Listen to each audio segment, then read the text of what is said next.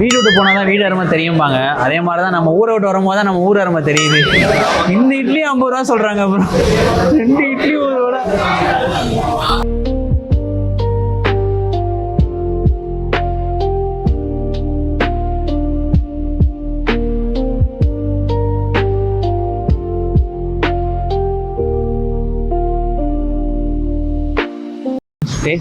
ஆனா ஸ்டேஷனுக்கு வெளியே வரும்போது மினிமம் ஒரு 10-20 பேர்கிட்ட நீ நினைக்கிற மாதிரிலாம் ஒண்ணும் இல்ல.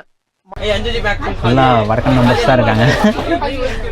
காமெடி வேண்டாம், நான் சொல்லிட்டேன். நானு எப்படி நம்ம பண்ண போகிறோம், அவங்க என்ன ஃபண்ட்ஸ்லாம் பண்ணுறாங்கிறது பார்க்கலாம். ஸோ வெயிட் பண்ணுங்க.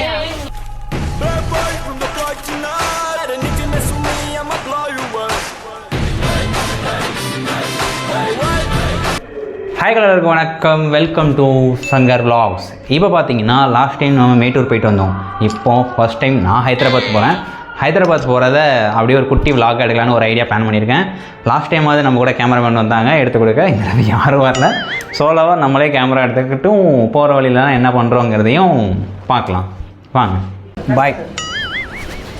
அடங்கம்மால நாட்டிய பாய்.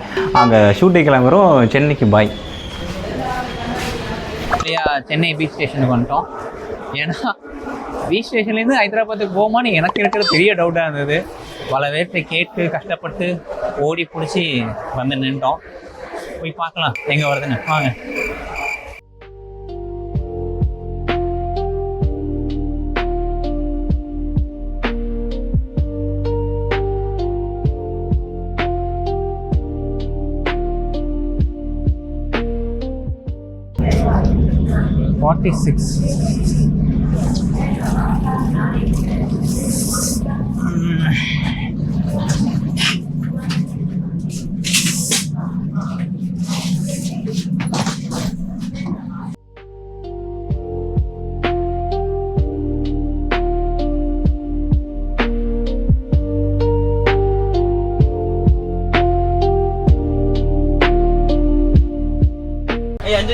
நல்லா வடக்கம் நம்பர்ஸ் தான் இருக்காங்க.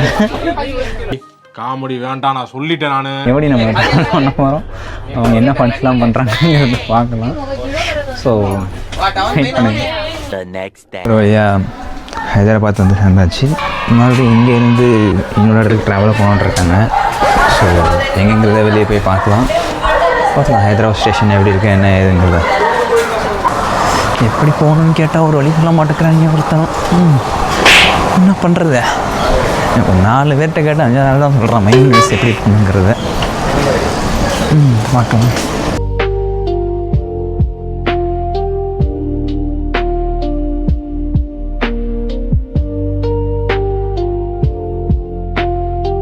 ஸ்டேஷனுக்கு வெளியே வந்தாச்சு. இதுதான் ஹைதராபாத் ஸ்டேஷன். அண்ட் இப்போது ஃப்ரெண்ட்ஸ் அவங்க வெளியே வெயிட் பண்ணிகிட்ருக்காங்க நான் பிக்கப் பண்ணுறதுக்கு. ஸோ இங்கேருந்து இன்னொரு இடத்துக்கு ட்ராவல் பண்ணணும்னு சொன்ன இடத்துக்கும் எப்படி இருக்கு என்னங்கிறத காரில் போகும்போது பார்க்கலாம். ஆனால் ஸ்டேஷனுக்கு வெளியே வரும்போது மினிமம் ஒரு 10-20 பேர்கிட்ட நீ நினைக்கிற மாதிரிலாம் ஒண்ணும் இல்ல. வாங்க இந்த ஆட்டோவில் போகலாம் அந்த ஆட்டோவில் போகலான்னு வரிசையாக இருக்கிறானுங்க. விட்ட பேக்கை எடுத்துகிட்டு போய் அவங்க இடையிலே வச்சுருவாங்க போல். இன்னும் ஒன்று அவங்க சொல்கிறது நமக்கும் புரிய மாட்டேங்குது, நம்ம சொல்கிறது அவங்களுக்கும் புரிய மாட்டேங்குது. ஒன்றே ஒன்று தான், ஃப்ரெண்ட் இஸ் வெயிட்டிங் தேர்ன்னு சொல்லிட்டு எல்லா பக்கமும் வந்துட்டோம். நம்ம ஃப்ரெண்ட் இஸ் வெயிட்டிங் தேர் தான். ஃப்ரெண்ட்ஸ் நான் வெயிட்டிங் தேர் தான்.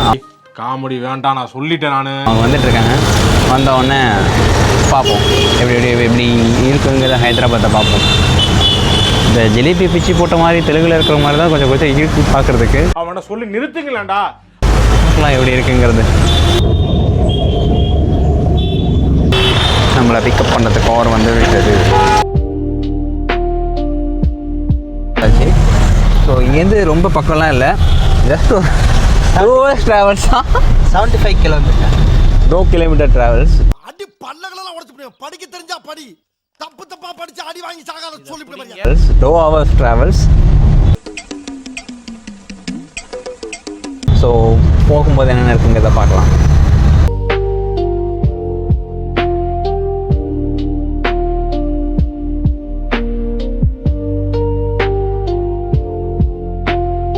சாப்பிட்றதுக்கு ஒரு இடத்துல நிப்பாட்டிட்டு சாப்பிட்றது எப்படி இருக்குன்னு பார்க்கலாம். நம்ம சென்னை மாதிரியே எங்கேயுமே சம மழை கண்டினியூஸாக பெஞ்சிட்டு தான் இருக்குது. புயல் போயிட்டுங்கிறாங்க, ஆனால் பெஞ்சிட்டு இருக்கு. பார்க்கலாம் எப்படி இருக்கு. இவ்வளோ திரும்பிட்டீங்க, அவனை சொல்லி நிறுத்துங்களேன்டா. இன்னுமே பூரி பெருசா இருக்கு. என்ன இது இட்லியை விட அப்படியே எல்லாத்தையும் ஷேர் பண்ணிக்கலாம். இது 50 ரூபா, இது 50 ரூபா, இது என்ன ஐட்டங்களும் 50 ரூபாங்கிறதாங்க இருக்கிறதே கொஞ்சம் ஓவரா இருக்கிற ஒரே விஷயம். வீடு விட்டு போனால் தான் வீடு அருமை தெரியும்பாங்க. அதே மாதிரி தான் நம்ம ஊரை விட்டு வரும்போது தான் நம்ம ஊர் அருமை தெரியுது. இந்த இட்லி 50 ரூபா சொல்றாங்க. அப்புறம் என்ன சொல்றான் பாருங்க, கம்பி கட்டுற கதையெல்லாம் எடுத்து போடுறாங்க. 2 இட்லி ஒரு வடை பண்ணால் நல்லா இருக்காது, அதனால தான் தண்ணி இது பண்ணோம். இட்லி, பூரி, தோசை ஆளுக்கு ஒன்று வாங்கி சாப்பிட்டோம். ஆனால் எதுவுமே நல்லா இல்லை. பூரி ஒன்று தான் நல்லா இருந்துச்சு, அது நம்ம ஸ்டைல் நல்லா இருந்துச்சு. மற்றபடி எல்லாமே வேஸ்ட்டு, காசை விட. ஒரு வழியாக எதுவும் சாப்பிட்டு முடிச்சாச்சு. மறுபடியும் ட்ராவல் பண்ணி மண்டபத்துக்கு போவோம். பார்த்தீங்கன்னா அதை விட மாசாக இருக்குது. ஹைதராபாத்தில் ரூம் மட்டும் சூப்பராக இருக்குப்பா. ஏன் சொல்கிறேன்னு பார்த்தீங்கன்னா, தரைக்கு பார்த்தீங்கன்னா மேட்ச் மாதிரி ஏதோ போட்டிருக்காங்க. நடக்கிறதுக்கே நல்லா வசதியாக இருக்குங்க. ஹைதராபாத்லேயுமே சரியான மழை தான் பெஞ்சிட்டு இருக்குது. எனக்கு ஏதோ ஒரு 4-5 நாள் ஏதோ ஊட்டி கொடைக்கானல் இருக்கிற மாதிரியே ஒரு ஃபீலாக இருக்குது. ஏன்னா எல்லா பக்கமும் மழை, ஒரே குளிர், சன்னே காணும். நல்லா தான் இருக்குது. இதெல்லாம் பார்க்கலாம் இன்னும் எத்தனை நாள் இருக்குங்கிறது. அடுத்து ஷூட்டை கிளம்பிட்டோம். ஸோ அங்கே போய் இது கொஞ்சம் டிஃப்ரெண்ட்டாக இருக்கும்னு நினைக்கிறேன். ஹைதராபாத்தில் என்ன மாதிரி இருக்குங்கிறத நம்ம போய் பார்க்கலாங்க. இதுதான் எங்கள் ரூமோட அவுட்டர். நல்லா இருக்குது. நான் வளர்க்கலாத இப்போ மறுபடியும் ஓட வந்தாங்க.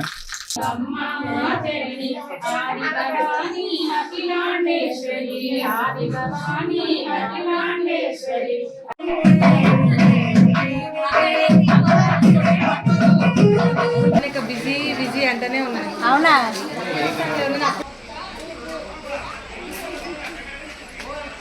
Hyderabad night time travel. அதனால் ஆட்டோவோட சேஃப்டி தான் அதிகமாக இருக்கும். ஹைதராபாத் ஷூட் முடிச்சுட்டு இப்போ தான் கிளம்புறோம். அது பார்த்திங்கன்னா காலையில் இருந்து வச்சு செஞ்சு அது ஏதாவது கண்டினியூவாக நடந்தால் கூட பரவாயில்ல. 1 ஹவர் அவங்க ஏதாவது 1-2 பண்ணுறாங்க. அது எல்லாத்தையுமே வரிசையாக ஆட் பண்ணுறேன். அப்போ அவங்களுக்கு புரியும். திடீர்னு கூப்பிட்றாங்க, திடீர்னு சந்தனம் வைக்கிறாங்க, குங்குமம் வைக்கிறாங்க, ட்ரெஸ்ஸு கொடுக்குறாங்க, அவ்வளோதான், ஓகே ரெஸ்ட் அப்புறம் அப்படின்ட்டுருந்தாங்க. இப்படி தான் ஃபுல் டே போச்சு. நாளைக்கு காலையில் 8 மணிக்கு வர சொல்லியிருக்காங்க.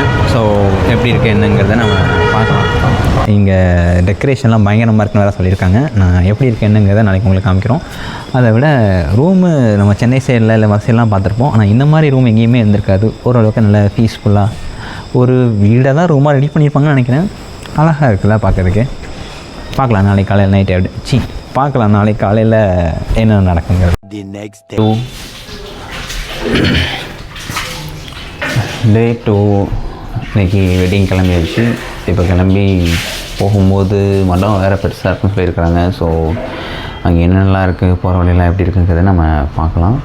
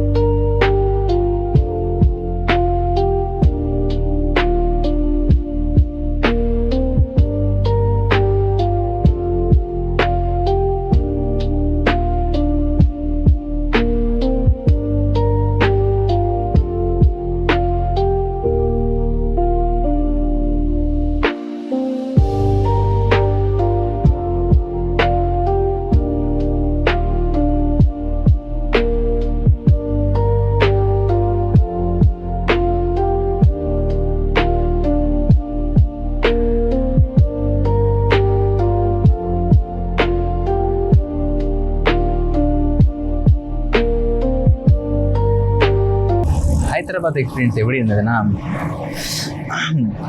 அப்படி தான் இருந்தது. ஏன்னா காலையில் ஆரம்பிச்சுட்டு கிளம்புற வரைக்கும் வச்சு செஞ்சாங்க. அதுக்கப்புறம் அங்கேருந்து 2 ஹவர் ட்ராவல் பண்ணி பஸ் ஸ்டாண்டு ஹைதராபாத்துக்கு வந்தால் அவங்க போர்டிங் பாயிண்ட் போட்டது இடத்துக்கு தான் ரெட் பஸ்ஸில் புக் பண்ணி நம்ம வந்திருக்கோம். பார்த்தா அந்த இடத்துல ஏற்ற மாட்டாங்களாம், வேற ஒரு இடத்துக்கு வர சொன்னானுங்க. வர சொல்லிட்டு வேற நாங்கள் உள்ளே போய் பார்த்தா எங்கள் சீட்டில் ஆள் இருக்காங்க. என்னடான்னு கதை கேட்டால் லேடிஸ் அதுக்காக நாங்கள் பண்ணோம் அப்படின்னாங்க. ஓகே பரவாயில்ல, நைட் டைமில் பண்ணியிருக்கீங்க, காசு வாங்க போனீங்களா? அது இல்லை அப்படிங்கிறத கேட்டால் டாக்குன்னு வேறு ஆளை மாற்றி விட்டு நீங்கள் அவங்க ஒரு 2 ஹவர்ஸ் மட்டும் பக்கத்து ஊர் வரைக்கும் மட்டும் போகிறாங்க, அதுக்கப்புறம் நீங்கள் மாறிக்கோங்க அப்படின்னாங்க. சரி ஓகே லேடிஸ் நீங்கள் சொன்ன மாதிரி நாங்களும் அட்ஜஸ்ட் பண்ணிக்கிறோம் அப்படின்ன மாதிரி சொன்னோம். அதுலேருந்து ஓடிக்கிட்டே இது பண்ணிக்கிட்டே இருக்கோம். பேசுகிற மொழியும் புரிய மாட்டேங்குது, அவங்க பேசுறது நமக்கு புரிய மாட்டேங்குது, நம்ம பேசுறது அவங்களுக்கு புரிய மாட்டேங்குது. எப்படி இதை மேனேஜ் பண்ணி முடிஞ்சிச்சு. இப்போ ரிட்டர்ன் சென்னை கிளம்பி போயிட்டுருக்குறோம். பஸ்ஸில் போகிறதையும் காமிக்கிறேன் பாருங்கள்.